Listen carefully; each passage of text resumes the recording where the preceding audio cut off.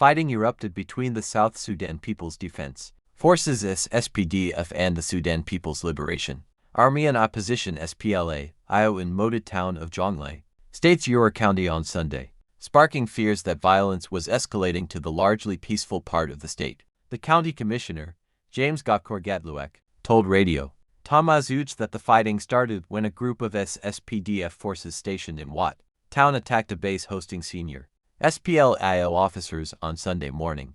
The official, however, said the fighting was immediately halted, and that the rival factions were being engaged to de-escalate tension. He described the incident as an isolated one and that Ura was largely peaceful. Around 3 a.m. on Sunday, fighting erupted in MUOTOT town when a group of SSPDF soldiers attacked a SPLM base. However, the fighting was stopped, and the county is now calm because the incident was an isolated one. Gatkor explained.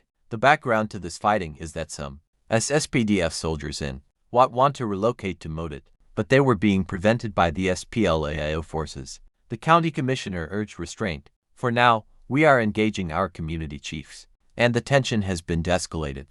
This is not a major incident, he said. There are SPLM forces in Pulchwal and Pathai, but they are not part of the violence, so the problem is only limited to MUOTOT.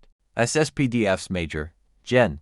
Dog, who was among the forces who defected from SPLM in 2023, said the fighting erupted after they were attacked. What happened was that our forces moving from Karam to Wat were attacked by the SPLM forces at MUOTOT around on Sunday at 3 a.m., resulting into injuries from our side, he stated. Our forces were moving to join us in Wat when they were attacked. This is not the first time the SPLM has provoked us, including disarming our soldiers and cutting the supply of essentials to us from UA.